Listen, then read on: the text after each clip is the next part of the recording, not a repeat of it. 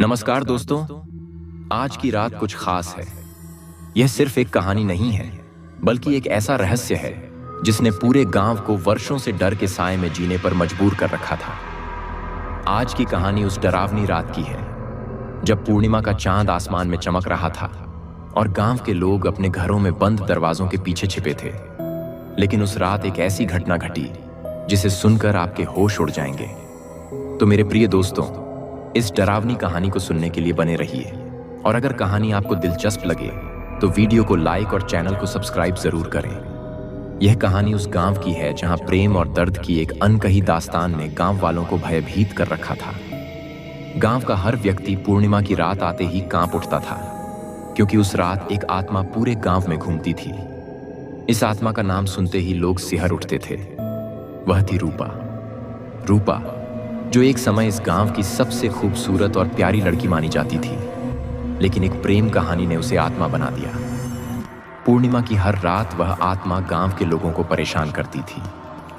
दरवाजे खटखटाने की आवाजें, झूले का अचानक हिलना, पेड़ों के बीच से आती एक स्त्री की डरावनी हंसी, यह सब पूर्णिमा की रात को और भी खौफनाक बना देते थे।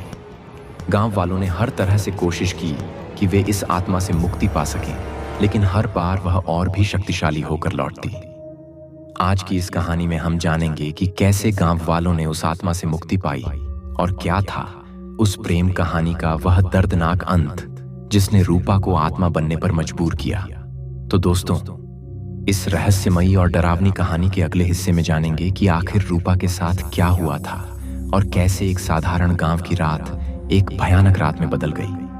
अगर आप भी इस तरह की रोमांचक और रहस्यमयी कहानियां सुनना पसंद करते हैं तो वीडियो को लाइक करें और चैनल को सब्सक्राइब करना ना भूलें। अब बात करते हैं उस घटना की जिसने गांव की पूरी जिंदगी बदल दी। रूपा की कहानी गांव में हर कोई जानता था, लेकिन उसके प्रेम की गहराई और उसकी पीड़ा को सिर्फ कुछ ही लोग समझ पाए थे। रूपा का प्रेम एक साधारण किसान के बेटे अर्जुन से हुआ था। दोनों बचपन से ही एक दूसरे को पसंद करते थे। गांव की हर गली में उनके प्रेम की कहानी गूंजती थी। हर कोई जानता था कि रूपा और अर्जुन का प्रेम अटूट है। लेकिन पूर्णिमा की एक रात ने इस प्रेम कहानी को ऐसा मोड़ दिया कि वह कभी पूरी नहीं हो पाई। गांव में एक अमीर जमींदार था जो रूपा की खूबसूरती पर मोहित हो गया था। उसने रूपा से जबरन शादी करने की ठान ली। अर्जुन और रूपा का प्रेम जमींदार को चुभता था, इसलिए उसने अर्जुन को मारने की योजना बनाई। उस रात जब पूरा गांव सो रहा था और आसमान में चांद अपनी पूरी चमक के साथ था, जमींदार ने अपने आदमियों को भेजा और अर्जुन की हत्या करवा दी। रूपा को जब यह बात पता चली तो वह जमींदार के सामने जाकर खड़ी हो गई और उसे श्राप दे दिया कि उसका पूरा खानदान खत्म हो जाएगा। उसी रात रूपा ने आत्महत्या कर ली और उसकी आत्मा पूर्णिमा की रातों में गांव में लौटने लगी। तो दोस्तों, इस कहानी में आगे क्या हुआ? रूपा की आत्मा कैसे गांव वालों को परेशान करती रही और आखिरकार गांव वालों ने कैसे इस आत्मा से छुटकारा पाया, यह सब हम जानेंगे अगले हिस्से में। अगर आप इस रहस्यमयी कहानी के और भी हिस्से जानना चाहते हैं तो लाइक और सब्सक्राइब जरूर करें। रूपा की आत्महत्या के बाद से गांव में अजीब अजीब घटनाएं होने लगीं। हर पूर्णिमा की रात गांव के लोगों को महसूस होने लगा कि कुछ अजीब और खतरनाक हो रहा है।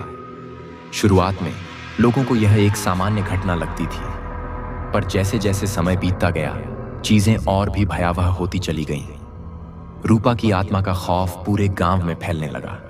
लोगों को विश्वास होने लगा कि यह रूपा की आत्मा है जो हर पूर्णिमा की रात गांव के चारों ओर मंडराती है। गांव के बुजुर्गों का कहना था कि आत्माएं तभी भटकती हैं जब उनकी इच्छाएं अधूरी रह जाती हैं, और रूपा का प्रेम, जो उसकी जान से भी बढ़कर था, अधूरा रह गया था। अर्जुन की मौत और जमींदार के अत्याचार ने रूपा को आत्महत्या के लिए मजबूर किया।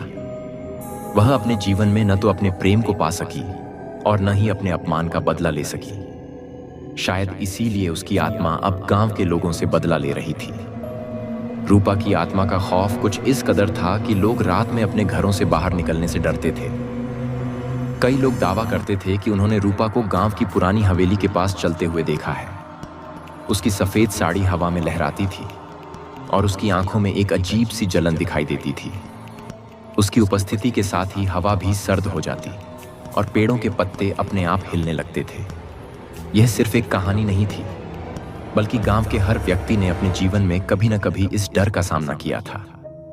गांव का एक आदमी जिसका नाम मोहन था, पूर्णिमा की रात अपनी गायों को चारा देने के लिए बाहर निकला था। तभी उसे दूर से किसी के हंसने की आवाज सुनाई दी। जब वह मुड़ा तो उसने देखा कि एक औरत सफेद साड़ी में हवा में तैरती हुई उसकी ओर बढ़ रही है। उसकी आंखें लाल हो चुकी थीं और उसके होंठों पर एक भयावह मुस्कान थी। मोहन ने डर से कांपते हुए भागने की कोशिश की, लेकिन उसके पैर जम से गए थे। वह हिल भी नहीं पा रहा था। अचानक औरत ने अपनी आवाज में कहा, मुझे इंसाफ चाहिए, मेरे प्रेम का बदला चाहिए।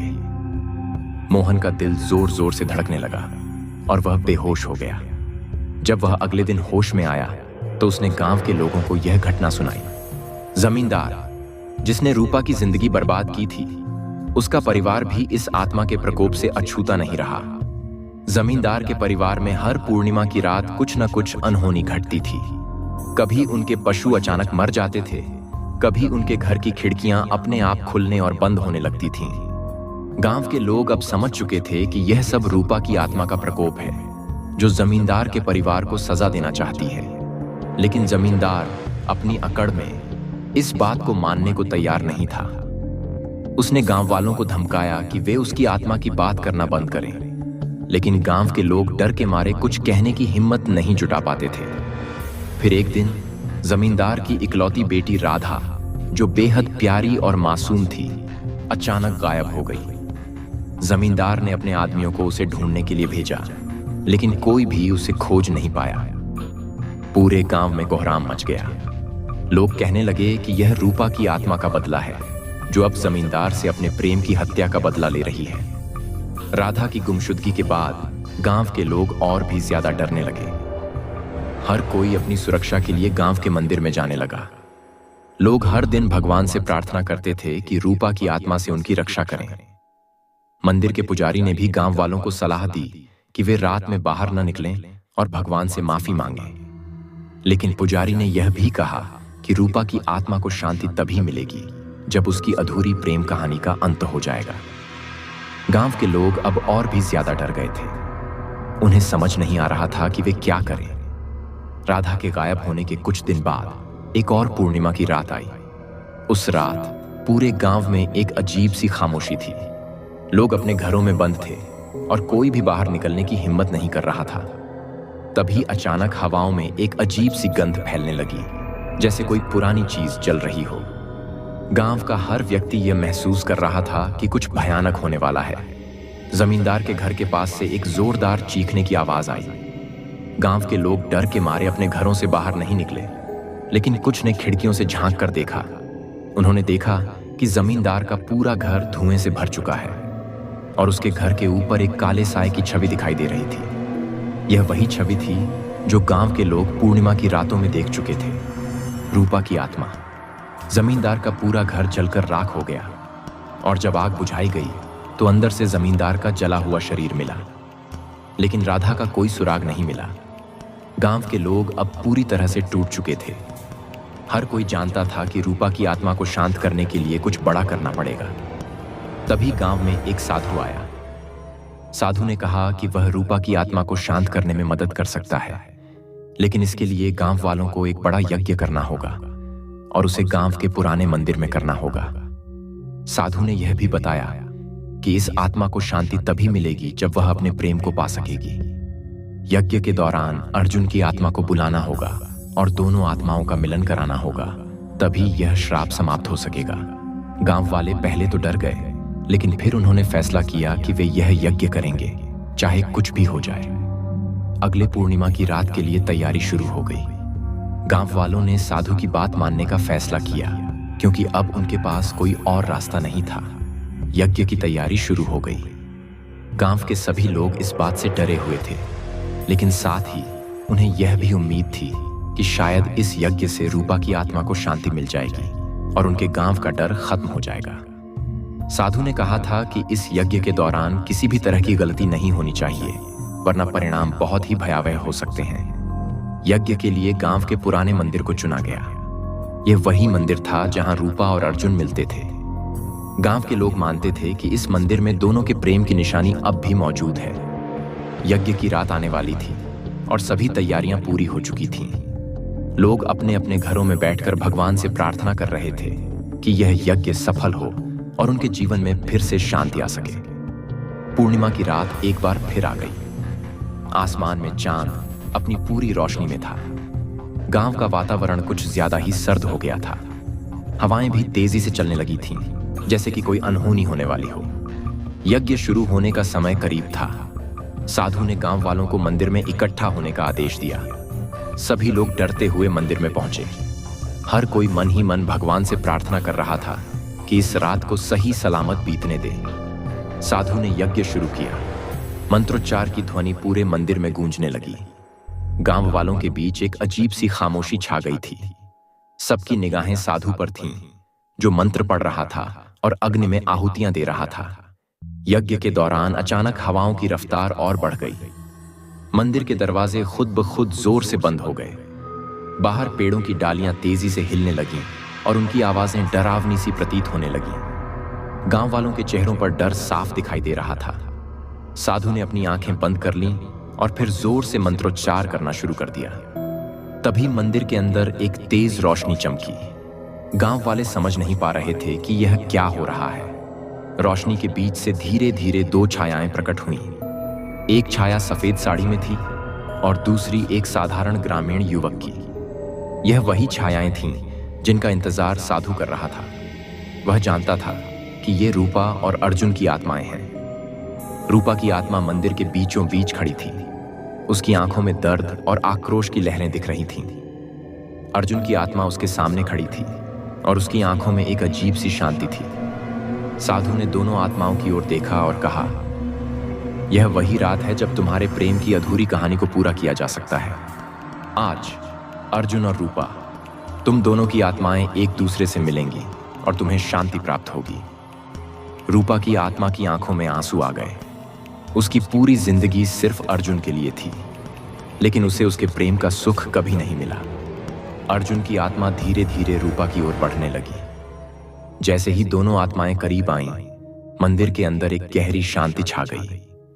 हवाओं की रफ्तार कम हो गई, पेड़ों की आवाजें थम गईं और गांव वालों के दिलों में डर की जगह शांति भरने लगी।